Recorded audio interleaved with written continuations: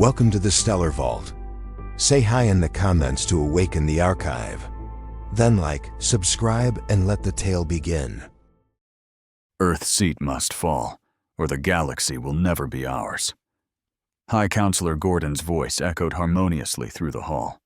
The words drifted across the chamber like music, yet carried venom, sharp as shards of glass, cutting through the silence between the 5 figures seated around the black void table. The table itself floated above a suspended singularity, the star's muted gravity bending light at its edges, warping every reflection into knives. It was a fitting place for decisions that ended civilizations. None of the 5 replied at first. They simply watched him, each in their own way. The Thyrix Imperator rested coiled in its grav throne, scales like oiled iron, vertical pupils cutting the air like razors. Its tail tip drummed once against the armrest, an impatient percussion. The Villari Ascendant sat upright and motionless, its carapace smooth and glassy, breathing only through thin gill slits that hissed like distant surf. The Sorin Hierarch flexed 6 spindled fingers in silent patterns, a language of silent arithmetic spoken only to itself. The Silthari Warden hovered above its seat, wings of pale membrane twitching with cold light, eyes like molten quicksilver behind translucent bone. And the Vor Prime, a living column of obsidian and living circuitry, pulsed with threads of pale fire that snaked up its flanks with every breath it did not take.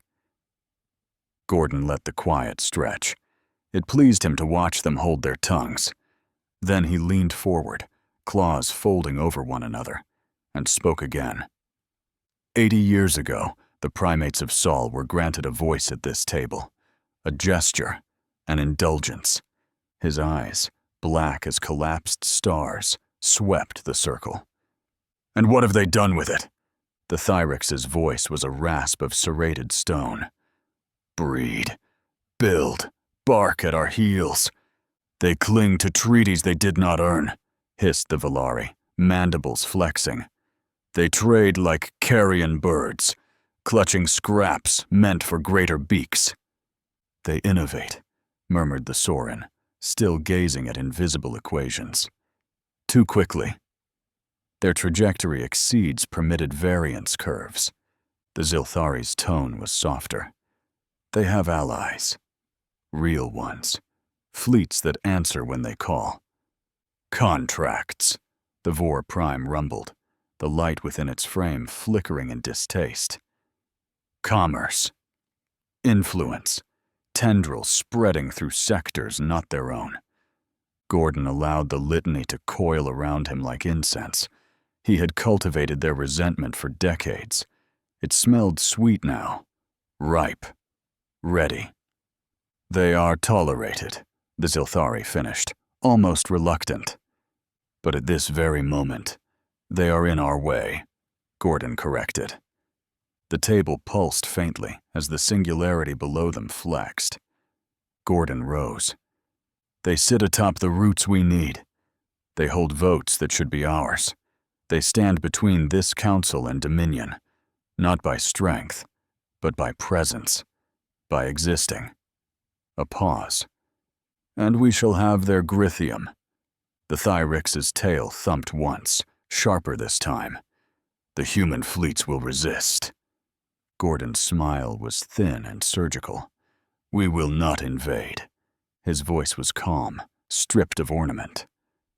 The Scalors have offered their Grithium singularity matrix, he said, almost idly. Miniature black holes, leashed like hunting beasts. A shield no weapon can pierce, and a blade that ignores distance. The others went still. Even the Vor's inner light dimmed. They want a seat, hissed the Villari. The last was opened 80 years ago, the Sorin murmured. The charter forbids another for 2 centuries. Gordon's smile was thin. Then we shall. Make room. The Villari clicked softly. Protocol forbids stripping a seat without contest. Correct. Gordon's gaze sliced across them. We will give them contest. The ancient law stands. A species may keep its seat only if its chosen champion survives the crucible. Silence followed, taut as wire. The Zilthari's wings tremored faintly. Few survived. None have, the Vor Prime whispered, molten light flaring. Not in 4 centuries. Then the precedent is sound. Gordon's tone held finality, not heat. We summon them to the arena. If their champion falls, their seat dissolves. Their contracts default. Their allies scatter. And the galaxy belongs to us. For a long moment, no one spoke. Then, one by one, the 5 inclined their heads. Consent. Gordon placed one clawed hand upon the void table. The singularity below gave a hungry pulse, as if it had overheard and approved. Prepare the summons, he said. The lights around the chamber dimmed, bending inward toward the star cage below. A low chord hummed through the void, a tone older than law, the sound of sovereignty being revoked. Gordon turned from the table, his robes whispering like oil on stone. They will come as champions, he said, almost gently, and they will leave as ash. Marshal Adrian Vale stood alone in the highest spire of the Terran Command Citadel, far above the planetary surface, where the wind screamed and the storms clawed at the towers. Here, the air was still, and silence reigned. A silence so complete it seemed carved from stone. The chamber was dark, save for the pale shimmer of the hololith before him. The transmission came like a whisper wrapped in velvet, but every word dripped with quiet venom. High Counselor Gordon's image unfolded from that shimmer, like black ink blooming in water. Marshal Vale, the figure said, with the weight of centuries behind each syllable. His tone was warm, polite, measured. By unanimous decree of the Galactic Council, the species of Sol has been granted the highest of honors. It has been selected.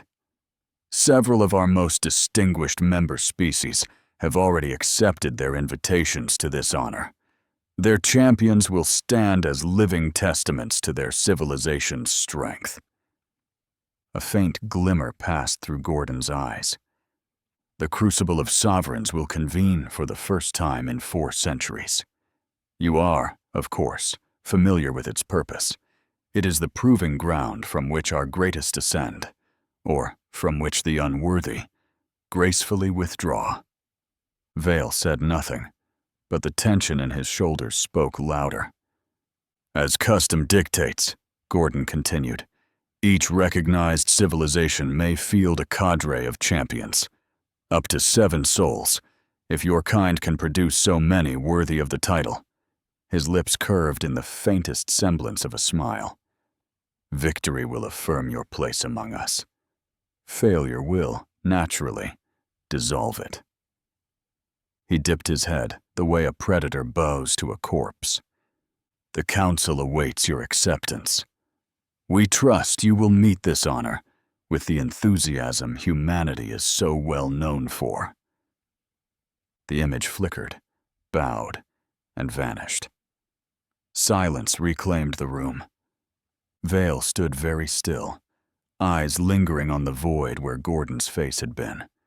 He replayed the message once more, not because he doubted what he'd heard, but because he wanted to hear the tone again. That smooth cadence, that measured arrogance, every word chosen not to invite challenge, but to make refusal impossible. They weren't inviting humanity to an honor. They were building its gallows. Vale went still for a moment, the tension in his frame easing by degrees. He crossed the chamber to a recessed panel in the far wall, featureless to anyone else, but he knew the seam by heart. He laid his hand flat against it. The metal was cold as old bone. The wall hissed open.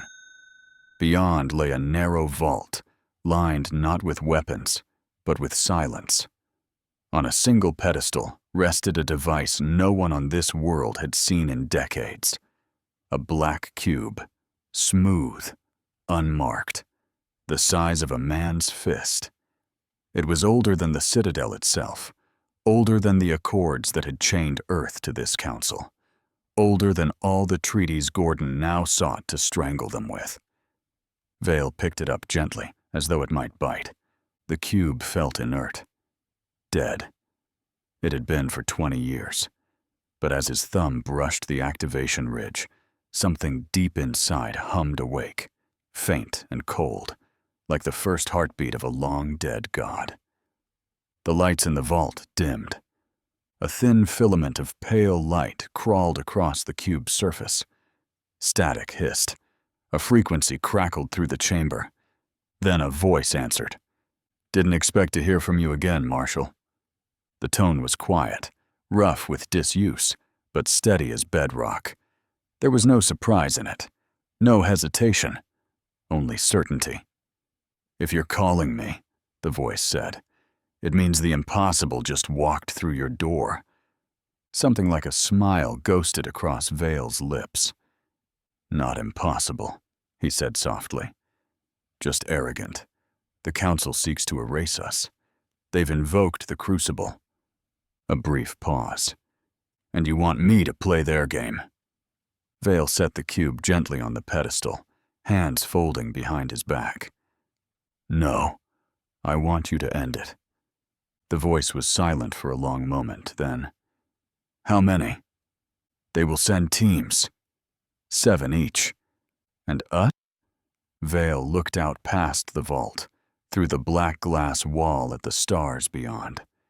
They burned cold, remote, like the eyes of old enemies. "Just you." Static hummed. The voice said nothing. Then, quiet laughter, soft and amused with warmth. "That's where I excel, but they'll call it arrogance."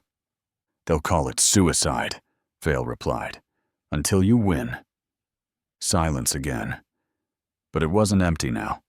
It was sharp, focused. "Finally," the voice said, "then send me what I need." "You'll have it," Vale said. "Your designation will be Drake, the champion of Sol. Your entry is already filed. Then I'll see you when it's done." The line went dead. The cube dimmed, going cold in his hand once more, as though the man on the other end had pulled all the heat out of the room when he left. Vale stood for a long moment in the silent vault. His reflection stared back at him from the black glass, older than he remembered, sharper than he liked. He placed the cube back onto its pedestal, sealing it behind its wall of steel and silence. Outside, beyond the Citadel spires, the storm screamed against the towers. Somewhere in the void, the Crucible awaited. Vale turned and walked away, his boots whispering against the polished stone. His voice was barely more than a breath. "They sent for champions," he murmured. "We'll send something better." He left the vault dark behind him.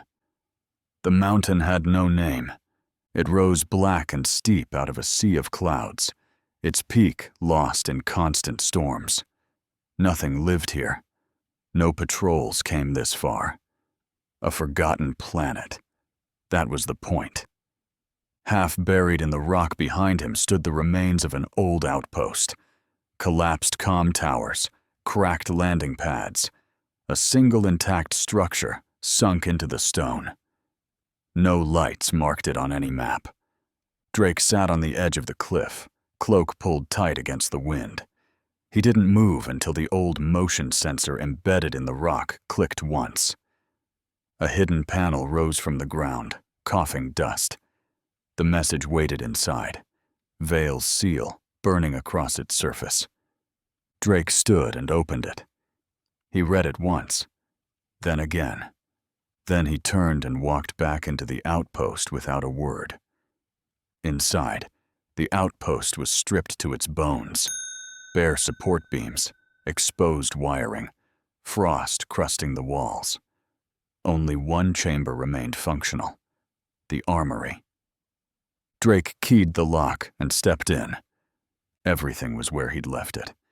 He stripped off his worn clothes and washed in silence from a steel basin, the water biting against old scar tissue. Then he dressed, dark combat weave, joint plating, boots scuffed but solid. Every piece checked, adjusted, locked down. He pulled a pack from its rack and ran one last inspection. Rations sealed, med injectors primed, shaped charges armed, tools nested tight. Tools that could breach, build, or kill, depending on how he held them. A cloak followed, matte black, heavy enough to break wind and hide movement.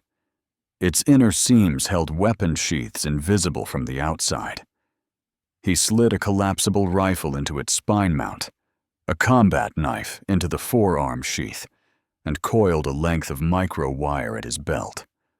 Last, he cut his hair back to regulation length in the cracked mirror. The face that stared back was lean, hard, gray-blue eyes clear and steady. He left the outpost as the storms closed in behind him. By nightfall, the mountain would be silent again. Far across the stars, the Galactic Council gathered in their spire of glass and void. High Counselor Gordon watched the arena's preparations from a suspended balcony above the council floor. The others spoke in low tones around the black void table, their words carrying more calculation than sound. Far below their spire and light years away, the chosen world turned under a dead sun, a remote wasteland remade for the Crucible. The Crucible's surface world had been cleared, its cities razed to bedrock, replaced with the old structures, towers of obsidian alloy, vault gates set into the horizon, and the central arena, a perfect circle of smooth black stone that could swallow 10,000 corpses without a sound. "The arena is ready," murmured the Sorin hierarch, watching drone feeds scroll past its many eyes. "Humans has sent only one," hissed the Valari Ascendant, mandibles flexing in disbelief. "One man." "Symbolic," murmured the Sorin hierarch. "Arrogance wrapped in myth." "They have no allies to spare," the Vor Prime rumbled, pale light crawling through its obsidian frame. "Perhaps no courage either." The Zilthari Warden's voice was quiet as snow. "Or perhaps they know something you do not." Gordon's expression did not change. "It makes no difference. The Crucible will break him. It breaks everything." None argued dash. The first pods opened on the obsidian sands. From one emerged the Gralvek warclaws, towering brutes clad in jagged armor, their maws ringed with bone tusks. Then the Traylon hunters, sleek and four-eyed, wrapped in living chitin that shimmered like oil. Then the Morikai phalanx, disciplined, silent, their flesh sheathed in shifting metal that flowed with their movements. Then the Sindral raiders, lean and feral, their skin traced in molten scars, carrying crackling whip blades. Then the Vaer constructs, biosynthetic giants with furnace hearts and voices like static storms. Last came the Sharu specters, tall, deathly thin, moving like smoke wrapped in bone. 6 teams stood on the arena's stone, 7 warriors each, banners glowing above their heads. And then the final pod touched down. It was small, plain, black. It hissed open, and Drake stepped out. He stood tall, 6'10", shoulders squared, cloak falling in dark folds around him. His hair was cut close, his eyes gray-blue and cold, scanning the arena without hurry. A compact pack rested against his back, its weight shifting as he moved. The wind caught the edge of his cloak, revealing the shape of weapons hidden in its seams. He didn't raise his arms or speak. He just walked forward, boots thudding against the black stone, while the gathered species turned to watch the man humanity had sent alone. The arena pulsed like the heart of some ancient beast. It was a hollow cut into the black stone of the crucible world, vast enough to swallow cities. Obsidian towers ringed its edge, lit by molten veins that glimmered like captured lightning. High above the killing floor, suspended on grav thrones of glass and void, the Galactic Council watched. High Counselor Gordon sat at their center, hands folded, eyes like dying stars. Around him, the other 5 whispered among themselves, words soft as silk and sharp as claws. Far below their spire, in a sealed observation box of blackened glass, Marshal Adrian Vale watched in silence. No aides, no flags, just him, motionless, as though carved from the same stone the Council meant to bury humanity under. 7 gates lined the arena wall. Behind each waited a team, 7 champions chosen to embody their species' strength. Banners flared to life above them. The Gralvek war claws, towering brutes plated in jagged bone, tusks like ivory scythes. The Traylon hunters, sleek, 4-eyed predators, wrapped in living chitin that shimmered like oil. The Morikai phalanx, disciplined, silent, their flesh armored in flowing liquid metal. The Syndral raiders, scarred, molten-blooded, twitching with barely leashed violence. The Vaer constructs, towering biosynthetic titans, glowing from furnace hearts. The Sharu specters, pale, death-thin, drifting like smoke caught in bones.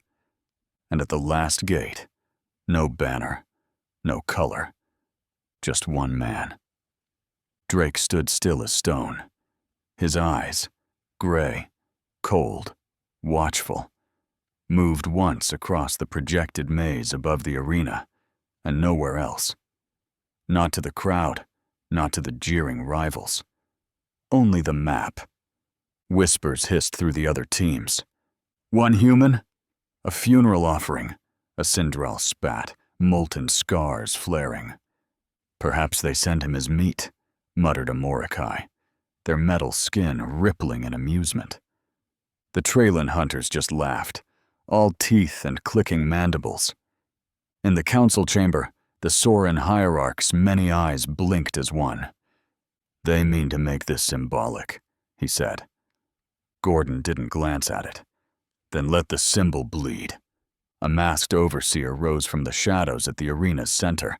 Its voice rolled out like collapsing stone.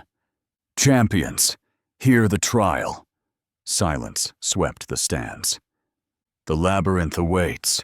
Within lies the key of sovereignty. Claim it and return to your gate alive, and you will advance. Fail, and you will be erased. No ceremony, no flourish, just law. The ground rumbled. The gates rose. Vale sat perfectly still. Drake rolled his shoulders once and walked forward. The maze swallowed them. Its walls rose 30 feet, black and slick, swallowing the light. The air reeked of cold stone and rusted blood. Every step echoed too loud, like walking inside the ribs of something that remembered being alive. The teams scattered fast, sprinting into separate corridors. Their banners winked out one by one in the gloom. Drake didn't run. He paced, calm and measured, cloak whispering behind him. He touched nothing, marked each turn by the cadence of his own boots. The sound of someone who knew the only thing that mattered here was getting out alive. The Gralvek went loud first. Their armored bulk thundered through the dark until the floor under them cracked, then gave way entirely. 3 vanished, screaming into a pit lined with black stone spikes. The survivors roared, leapt, and kept going, leaving their dead impaled like grotesque ornaments. Then, something keened above. Birds, or something wearing the shape, swept from the darkness, feathers translucent, beaks open in a piercing song that hooked straight into thought. The Morikai froze as their minds faltered, liquid armor glitching and stuttering across their flesh. The Syndrel struck them down mid-convulsion, laughing like tearing metal. Drake pulled a pair of micro earplugs from his belt, slipped them in, then drew a compact pulse emitter. He thumbed it once. A shrill countertone knifed through the air. The birds scattered like smoke. He kept moving. He turned a corner. Screams cut through the dark. Drake slowed, knife sliding into his palm. The corridor opened into a wide chamber. The floor cracked with old impact scars. The first thing he saw was blood, green and luminous, splashed across the black stone like molten glass. A Trelin corpse sprawled nearby, limbs twisted wrong. Another hung from the wall like pinned chitin. And between them, her. She was not human. Not at first. To the Trelin, she was their ideal. Sleek, 4-eyed, perfect symmetry. Carapace, shimmering like oil. Pheromones thick in the air. She knelt over a still living hunter, claws stroking its face, lips parting, and bit through its throat like ripe fruit. The body twitched once, then was still. She rose in one sinuous motion, and her shape blurred. Now she was Morikai, skin of flowing silver, eyes soft and endless, voice a whisper of belonging. 2 Morikai stepped into the chamber from the opposite side, blades raised. They faltered, hesitated. She smiled. They dropped their weapons, reaching for her like sleepwalkers. Her kiss left their skulls hollow. Their bodies hit the floor like broken statues. Drake watched from the shadowed entry, expression flat, breathing slow. Then her shape rippled again. Now she was human. Tall, beautiful. Skin warm, hair black as void, eyes rich and soft with longing. She wore nothing but shadow and a smile. "Poor thing," she whispered, voice like honey over razors. "So tired. So alone. Lay down the burden. Rest." She walked toward him, perfect, hips swaying like a lullaby. Her scent hit him, soft, sweet, everything he'd once wanted to forget. Drake let her approach. Closer, closer. Her hand rose toward his cheek, fingers trembling with practiced tenderness. He snapped her neck like dry kindling. The illusion shattered into black ash. Silence rushed back in, sharp as broken glass. Drake stepped over the corpses and took the golden key from the pedestal behind her. The way back was fire. Walls shifted, grinding like teeth. Floors split into molten rivers. Spikes screamed from the ceilings. Drake moved like a machine, rolling, leaping, cutting through whatever lived in his way. His cloak burned at the edges. His pack smoked. Blood ran down his forearm from something's teeth, but he didn't slow. The maze fought to keep him. He refused to stay. He burst into blinding light. The other gate stayed sealed. 2 scorched Veer constructs staggered through the haze, their frames sparking and dim. Only 3 broken Morikai crawled from their exit, their glowing armor cracked and leaking. And Drake walked out alone, cloak torn, eyes steady, the golden key in his hand. The arena fell silent. Tens of thousands of alien throats stopped breathing at once. Up in the glass chamber, Gordon's claws dug into stone. Vale's face didn't move, but a flicker crossed it. Not pride, relief, and a smile. Cold and sharp. Down below, Drake set the key gently on the obsidian plinth. He didn't raise his arms.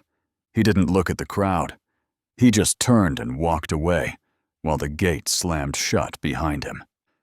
When dawn rose, everybody was reunited at the arena again. The Overseer's shadow stood in the center of it, black against the molten veins that laced the obsidian floor. Its voice cracked out like a breaking planet. "Champions, attend!" Every throat stilled. Even the vast crowd above hushed to silence. The second trial begins. The 7 gates unsealed one by one, spilling cold light and hollow echoes. What remained of the teams emerged. 2 Vare constructs, their furnace hearts burning low. 3 Morikai, gray and dull, liquid armor sluggish across their frames. And 1 human, cloak mended at the seams, eyes like gunmetal and winter. "Behold the shattered pit," the Overseer intoned. The arena floor trembled as the stone panels folded inward, peeling away to reveal a yawning abyss beneath.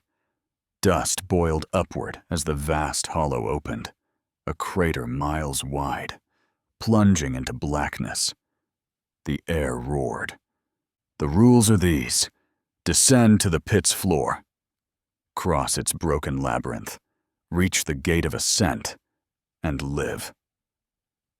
The Overseer's mask turned like a skull pivoting on rusted hinges.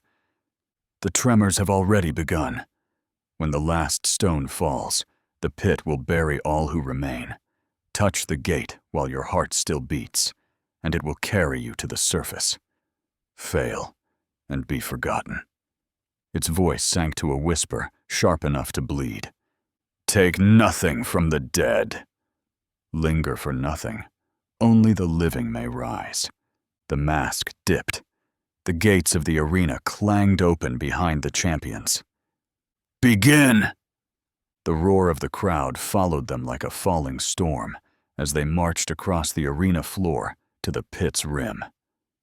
There were no stairs, only chains, thick as tree trunks, bolted into the rock and trailing into the black below. Drake went last, boots grinding on the grit.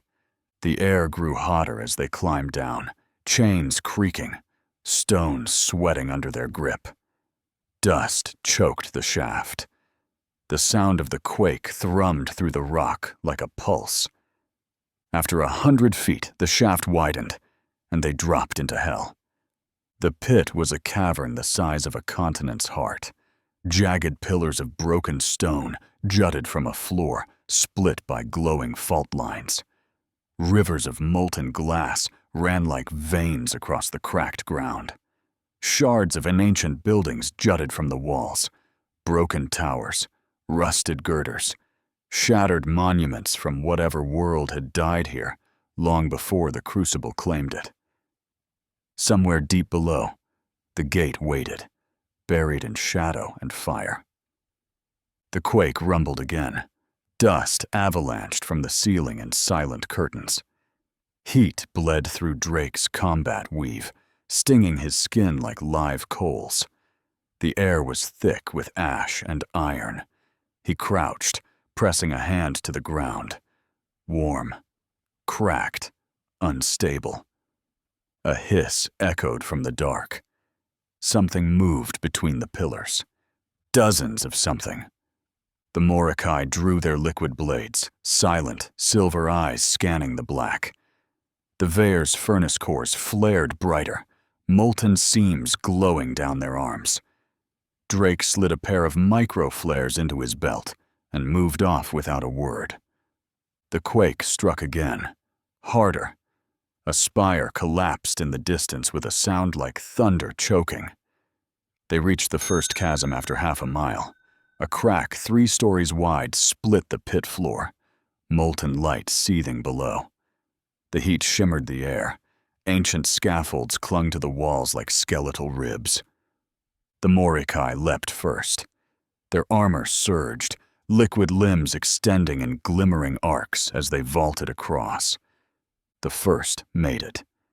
The second clipped the far edge, screamed, and plunged into the glow. The smell of burning metal flooded the cavern. The third froze, trembling, before finally jumping. He barely caught the ledge. The Veer didn't leap. They landed, seismic legs punching gouges into the rock.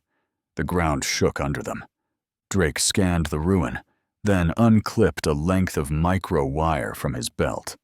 He flicked it across, anchored it, and zipped over like a shadow. No hesitation, no wasted movement. They kept going. Predators came at the halfway point. They spilled from the cracks, low, 4-legged shapes of stretched hide and bone, eyes glowing like embers. They hit in silence. The first Morikai dissolved into silver shards before they could scream. The Veer bellowed static and swung molten fists, crushing 2 into paste. Drake ducked under the strike of another, knife flashing once across its throat. Its head came off clean, black ichor spraying. Then the quake hit again. Violent. The floor split. One Veer stumbled. The stone sheared under him, dropping him into a pit of grinding rock.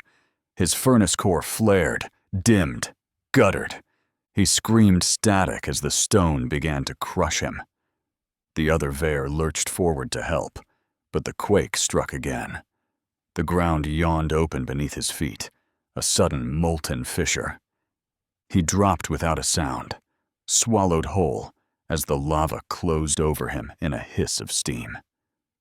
Drake dove for the first, unspooling his micro-wire, looping it down. The construct caught it in one mangled arm. Drake anchored, braced, hauled, muscles screaming as the Veer rose, trailing molten scars. But the ledge crumbled under them both. Drake cut the line an instant before it gave way. The Veer plunged back into the grinding stone.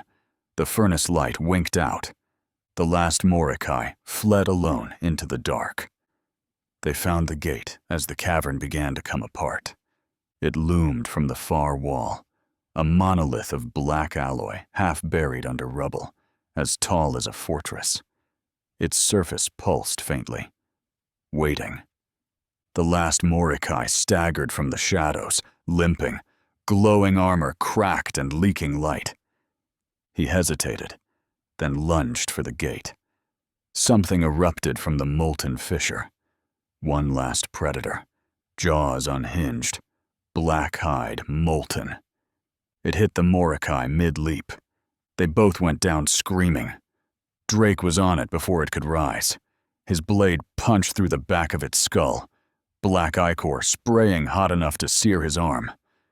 The predator collapsed, twitching. The Morikai lay broken, chest crushed, silver blood pooling under their head.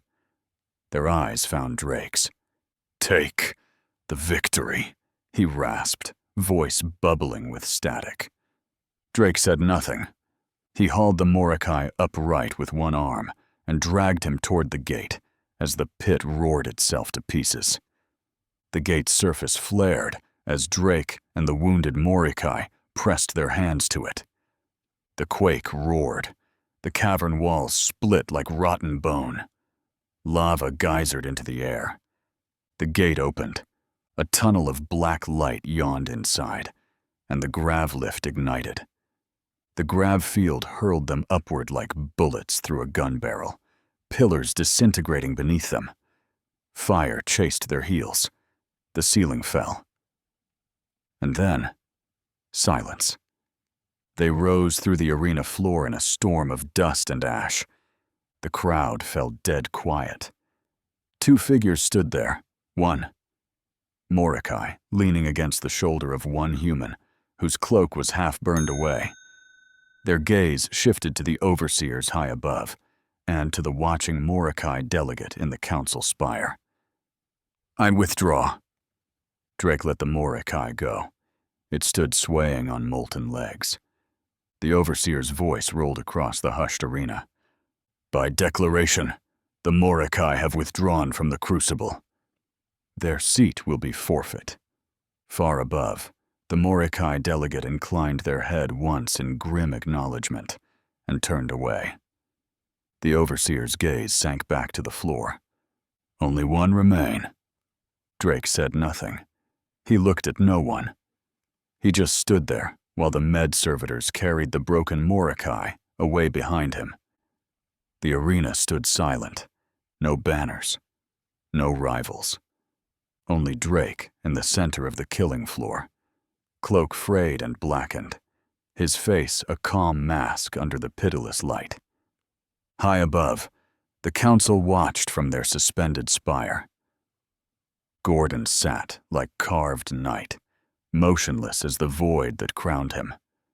Beside him, the Scalor High Architect watched through a lattice mask of living silver, its body a scaffold of bone glass and shadowed machinery. And far apart from them all, Marshal Adrian Vale stood behind the black glass of the human observation box, hands clasped behind his back, posture as still as stone. The overseer rose from the shadows like a blade. "Champion of Soul," it intoned, voice cracking like strained iron. "The third trial begins." Its mask tilted, hollow sockets fixed on him. "You will descend alone to the world of Tark Khan, the stronghold of the Brakar pirate clans. There, they keep hostages taken from the fleets of our kind. Your task is thus: retrieve the designated hostage and return them alive." The crowd stirred at that. No trial had ever demanded a living rescue. The overseer's tone fell like a knife. "Only one is recognized. A juvenile of the Silthari species. No other lives are marked. No other cargo permitted." It raised one skeletal arm. A thin drone descended, bearing a glass injector. Inside, a sliver of black metal quivered like a living nerve. "By decree of the council, your vision shall be ours." Drake didn't flinch as the drone pressed the injector to his forearm. The shard drove in with a wet click. His muscles jumped once. Filaments spidered under his skin like fine black lightning, then vanished. The overseer lowered its arm. "Your sight is now ours." The crucible watches. Up in the spire, dozens of hollow screens lit at once, streaming Drake's vision across the arena. Vale's face did not move, but his jaw set like granite. The scaler's silver mouth curved faintly, almost pleased. The overseer stepped back, voice echoing like the end of a prayer. "Begin." The arena floor split open as a council strike shuttle rose from its cradle. Drake stepped aboard without a word. The shuttle lifted on a plume of white fire, arcing out of the crucible's sky and into the black. Minutes later, it docked with the council carrier waiting in high orbit. From there, a black drop pod was locked to its underbelly, his descent craft. The carrier turned its prow toward Tark Khan, space folding around it like wet silk. The trial had begun. After arrival, the ship settled into high orbit above the ash-colored world. Drake moved without a word, stepping into the drop pod at the hangar's edge. The pod sealed, the clamps released, and it screamed down through the black. It hit the planet like a falling hammer. Dust geysered. The hatch blew open. Drake stepped into a dead wind. The pirate camp sprawled across the plain ahead, a fortress of scavenged metal and bone, ringed by spike towers and walled with wrecked ship hulls welded together. Smoke belched from furnace vents. Half-buried transports formed a crude landing field beyond it. And near the center, chained to a tower, a massive black-spined carrier, the Brackar flagship, engines still warm. The command ship. Drake crouched behind a ridge of slagged rock and watched. Figures moved below, hulking shapes in scrap armor, jaws hinged too wide, skin the color of dried blood. The Brackar, raiders, flesh-eaters, slavers. He watched them patrol, counted rotations, marked blind spots. His heartbeat never rose. Then he slipped into their camp. They did not hear him until it was far too late. One by one, the sentries vanished, dragged into shadows, throats opened with silent efficiency. Drake took their passes, their ammo, their charge packs. He ghosted through the scaffolds and storage decks, marking locations as he went. Powder cells, reactor lines, munitions cages. He found the armory and went to work. Charges primed, set in hidden weld seams. Timers chained and staggered. Pulse rifles magnet-locked across his back. Grenade bands cinched to his chest. A pirate's plasma cutter in his right hand now, humming like quiet hunger. He left no prints, no sound, only absence. When he emerged from the armory, the pirates were still laughing around their fires. They never looked up. The prison pits lay beneath the camp. He slid down rusted grates into the dark. Rows of cages filled the cavern floor, lit by weak blue lamps. The air stank of fear and old blood. Dozens, no, hundreds, of small figures huddled behind energy bars. Thin limbs, hollow eyes, alien children of a dozen species, chained and silent. A single guard patrolled the row, massive, bored, chewing something wet. Drake shot him through the skull. The children flinched at the sound, then went still as he stalked down the row, disabling field emitters one by one. Energy screens hissed out. Doors clicked open. No words, just his hand gesturing. Out. Up. Quiet. They obeyed. One was different, small, luminous, wings folded tight. A young Zilthari. The target. It stared up at him with molten silver eyes. It did not move. Drake crouched, cut its chain, and lifted it into his arms. Then he looked at the others.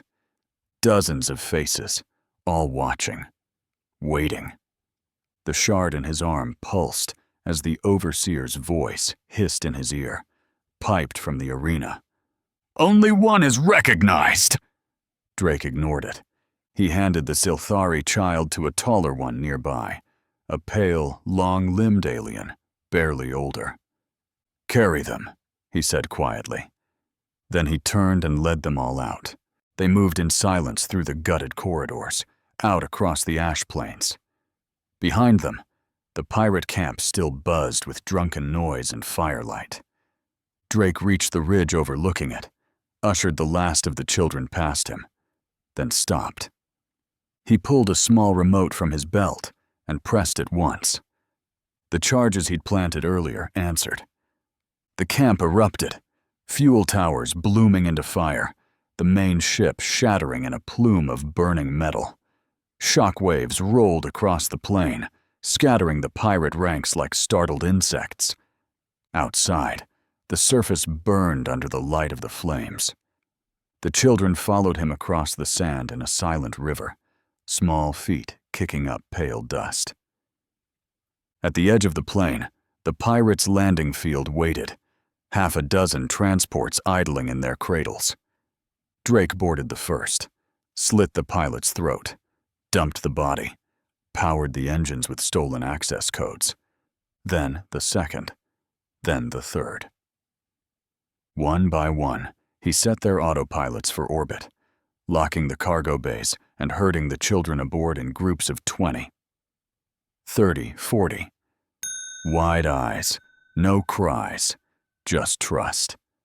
Above, in the council spire, the delegates watched the live feed in silence. "What is he doing?" hissed the Velari ascendant. Gordon said nothing. Vale's mouth barely moved. "He's bringing them home." By the time the last transport's ramp sealed, the pirate camp had finally noticed. A siren wailed across the compound. Drake was already moving. The children were gone. Every transport, lifting into the sky on locked autopilot, climbing toward the council carrier waiting in orbit. Their contrails cut pale scars through the clouds. Drake didn't watch them go. He turned toward the command tower. He climbed under fire, bullets sparking off the steel wall around him. He breached the flagship's bridge through the forward viewport, rolling through shattered glass, rifle cracking in short, clean bursts. Bracker crew screamed and fell. Their commander rose from his throne, a mountain of spiked bone, jaws ringed with aug steel. Drake hurled a satchel charge into its chest. The commander vanished in light and meat. Then Drake ran, fire at his heels. He hit the ground as the flagship's reactor went critical. The blast cracked the sky. A column of black fire tore through the tower, taking half the camp with it. Pirate screams became static as the shockwave flattened their walls. High above, the last of the captured transports cleared the clouds, streaking toward orbit with every child aboard. Drake watched their engine trails fade. Then he turned and walked back toward the crater where his pod had landed. The pod rose from Tark Khan like a bullet, trailing fire and ash. It broke orbit minutes later. The Council's recovery ship seized it with grav hooks and reeled it back aboard. The carrier turned away from Tark Khan on a column of white fire. Space folded around its prow as it slipped back toward the Crucible world.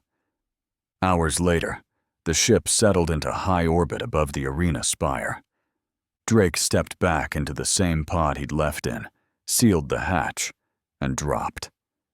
The descent was silent, controlled, final. When the pod cracked open on the arena floor, silence fell like a blade. The hollow screens above went dark. The image feed ended. Drake stepped out, cloak scorched, armor blackened, blood drying on his forearm, eyes like cold iron. Behind him, space bloomed with light as the captured pirate transports docked with the waiting council carriers. Thousands in the stands gasped as the hollow feed confirmed what they were seeing. Every child, every cage, gone from the pirate world. Gordon's claws tightened against the void table. The Velari twitched in fury. The Scalor High Architect only tilted its head, unreadable. Vale's lips curved. Not surprise, satisfaction. Down on the killing floor, Drake looked at no one, said nothing. He just kept walking while the arena boiled into chaos around him. The arena was still shaking. The stands were packed wall to wall with every species the Crucible had ever known, and now they were on their feet, screaming. Not in horror, not in outrage, in cheers. Drake had already vanished beneath the arena floor, carried away by silent servitors, but the echo of him still clung to the black stone. Banners were being torn down and hurled into the air. Alien voices howled his name, or tried to shape it through mouths not built for it. Drake. Drake.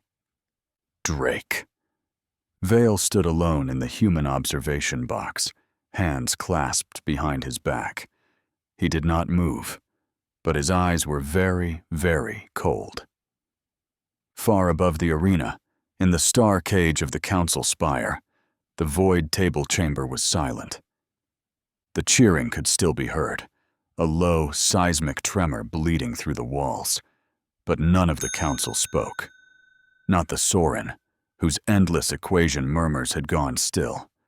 Not the Zilthari, whose wings hung limp as broken glass. Not even the Vor Prime, whose inner light had dimmed to a dull ember. "They cheer for him," the Velari said at last, mandibles barely moving. "Even our own colonies. They cheer for the human." "They watched the Crucible mock us," rasped the Thyrex, coils tightening around its grav throne. "They watched one mammal burn the trials to ash." "They watched the Council fail," said the Vor Prime, its voice faint, as if spoken from underwater. Gordon stood at the head of the void table. He said nothing, not until the chamber doors whispered open. Vale walked in. No fanfare, no escort. His boots whispered on the obsidian. He stopped opposite Gordon. For a long moment, they only looked at one another, the marshal who had sent one man, and the being who had wagered an empire that he would fail. "Marshal," Gordon said at last. His voice was calm, almost gentle. "Congratulations. Your species endures." Vale nodded. "You sound disappointed." Gordon's lips curved. "I am pragmatic." A ripple passed through the air like a cold tide. It came from the far end of the table, where the Scalors waited. They had been there all along, silent, still, and watching. They stood like living monoliths, tall frames of refracted glass metal that shifted and flowed with each slow breath. Light bent around them in spectral rings. And at their center, unmoving, stood the High Archon himself, a towering figure robed in woven starlight, a coronet of crystallized void spinning slowly above his skull. His face was carved from translucent crystal, hollow veins of dark fire moving inside. He raised one thin hand, and the air chimed like struck glass. "High Counselors," he said, voice cold and luminous, "and Marshal Vale, I bring greetings and gratitude." No one replied. Even Gordon's eyes narrowed. "You have seen," the Archon continued, "what one human wrought. Strength, ingenuity, mercy." His eyes glimmered like shards of stars. "Such potential deserves investment." Gordon's claws tightened. "You speak as if you have a choice." "I do." The Archon's smile was like a blade of ice. "Your offer was conditional upon their extinction. They are not extinct." His gaze turned, fixing on Vale with scalpel precision. "We had offered the Grithium Singularity Matrix to this council in exchange for a seat," the Archon said softly. "But we find your species compelling, and amusingly, your colonies already sit upon the richest Grithium veins in the known spiral." Vale's brow twitched. Just once. "You did not even know," the Archon added, tone faintly amused. "How deliciously ironic." Gordon's voice cut like broken glass. "The Charter forbids granting them—" "We don't need to grant them anything," the Archon interrupted, still smiling. "We withdraw our petition for a council seat." The words hit the chamber like thunder. "In return," the Archon said, "we shall grant the technology to Earth. Exclusively. As equals. We will sign our treaties directly with Marshal Vale's directorate, not through this assembly." The Zilthari twitched its wings like cracking ice. The Thyrex hissed. The Vor went utterly still. Gordon's claws gouged the void table. "You cannot." "I just did," the Archon said. Silence. Gordon looked at Vale. Vale stared back. His face gave nothing. Not triumph, not joy. Just inevitability. The Archon inclined his head once. "Arshal, We will send the schematics and containment cores within your next cycle. Use them well." He turned. The scalors flowed from the chamber like a slow, silent tide of stars. When they were gone, Gordon fixed his gaze on Vale. "This is not the end." "No," Vale said. His voice was quiet, certain. "It's the beginning." Then he turned his back on the council and walked out to meet Drake. Drake's quarters were buried deep beneath the crucible's outer ring, carved from cold black stone. A single duffel lay on the bunk. His cloak hung from a hook, still scorched at the hem. The smell of burned ozone lingered faintly in the air. Vale stood in the doorway. Drake didn't turn at first. He was checking the seals on his armor pack, motion slow and methodical, the way men move when they've already decided to leave. "Heading home," Vale said quietly. Drake nodded once. "If they let me." "They will." Vale stepped inside. The door sealed behind him. "They can't afford not to. You gave them a show they'll never forget." "Wasn't for them," Drake said. "I know." Silence stretched between them, easy and unforced. Vale glanced around. No flags, no trophies, no medals, just gear, and the man who carried it. "You realize Gordon will try something," Vale said finally. Drake's mouth curved just barely. "I'm counting on it." Vale chuckled under his breath. The sound was rare and real. "You've made my job interesting again." Drake slung the duffel over his shoulder and finally turned to face him. The gray-blue eyes were the same as the day he'd left that mountain. Cold, steady. But now they held something else. A spark. Not hope, exactly, but close. "Take care of our seat," Drake said. "Take care of our future," Vale answered. They clasped forearms. Not salute, not ceremony. Just two soldiers who had both survived the impossible. Then Drake walked out, boots echoing down the stone hall, heading for the shuttle that would carry him home. Vale stayed a moment longer, alone in the quiet, listening to the sound fade. Then he smiled, just once, and left.